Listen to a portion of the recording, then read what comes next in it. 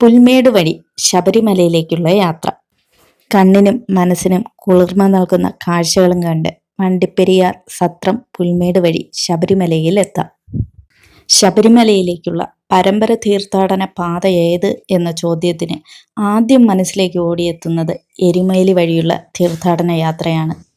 അതേസമയം കുറച്ചുപേരുടെ മനസ്സിലെങ്കിലും പാണ്ടിത്താവളം പുൽമേട് വഴിയുള്ള ശബരിമല യാത്രയും കടന്നുവരും. പൂർണ്ണമായും പെരിയാർ കടുവ സങ്കേതത്തിലൂടെയാണ് പുൽമേട് വഴിയുള്ള യാത്ര നടക്കുന്നത്. കാട്ടാനയും കാട്ടുപോത്തും പുലിയും തുടങ്ങിയ വന്യജീവികളൊക്കെ ഇവിടെയുണ്ട്. ഇവയുടെയൊക്കെ ഭീതി അവഗണിച്ചാണ് അയ്യപ്പ ഭക്തന്മാർ ശബരിമലയിലേക്ക് എത്തുന്നത്. ഈ യാത്രയ്ക്ക് ഒത്തിരി പ്രത്യേകതകളുണ്ട്. പുൽമേടിൽ നിന്ന് നോക്കിയാൽ ശബരിമല തീർത്ഥാടന യാത്രയുമായി ബന്ധപ്പെട്ട രണ്ട് പ്രദേശങ്ങൾ നമുക്ക് കാണാൻ സാധിക്കും. ഒരു വശത്ത് സന്നിധാനവും മറുവശത്ത് മകരജ്യോതി തെളിയുന്ന പൊന്നമ്പലമേടും. ദുർഘടമായ ഈ വനപാതയിലൂടെ ശബരീശ ദർശനത്തിനെത്തുന്ന തീർത്ഥാടകർക്കായി കുടിവെള്ളം ഉൾപ്പെടെയുള്ള സൗകര്യങ്ങളും ഇവിടെയുണ്ട്. ഇടയ്ക്കൊക്കെ വിശ്രമിക്കാനുള്ള എല്ലാ സൗകര്യങ്ങളും വനം വകുപ്പ് ഇവിടെ ഒരുക്കിയിട്ടുണ്ട്. യഥാർത്ഥ പ്രകൃതി ഭംഗി എന്താണെന്ന് അറിയണമെങ്കിൽ പുൽമേട് വഴി ഒരു തവണയെങ്കിലും യാത്ര ചെയ്തിരിക്കണം. ശബരിമല സന്നിധാനത്തെത്തുന്ന അയ്യപ്പ ഭക്തന്മാർക്ക് ഉരക്കുഴിയിലെ സ്നാനം വളരെ പ്രധാനമാണ്.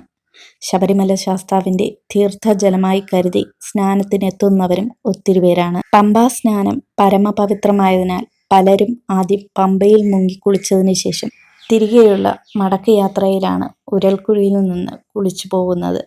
അങ്ങനെ സകല പാപങ്ങളും കഴുകിക്കളഞ്ഞ് അയ്യപ്പ സ്വാമിയിൽ നിന്ന് പുണ്യം നേടിയാണ് ഭക്തർ മടങ്ങുന്നത്. വെള്ളം കുത്തിവീണ് ഉരലിന്റെ രൂപത്തിൽ കുഴി രൂപപ്പെട്ടതിനാലാണ് അവിടെ ഉരൽക്കുഴി എന്ന പേര് വന്നത്. കൊടും വനത്തിലെ 5 നീരുറവകൾ ചേർന്നാണ് ഉരൽക്കുഴി രൂപപ്പെട്ടത്.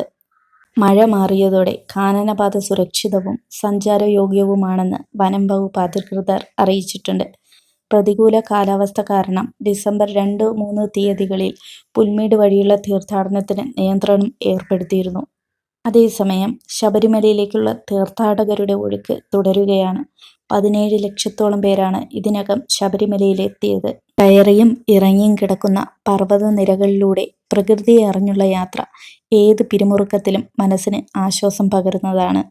35,000-ലധികം പേരാണ് കാനനപാതയിലൂടെ ശബരിമലയിലേക്ക് എത്തിയത്.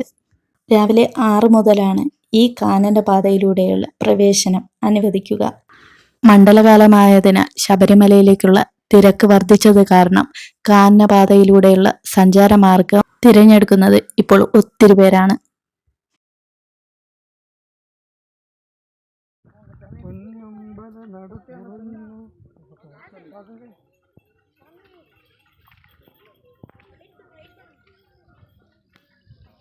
Bye.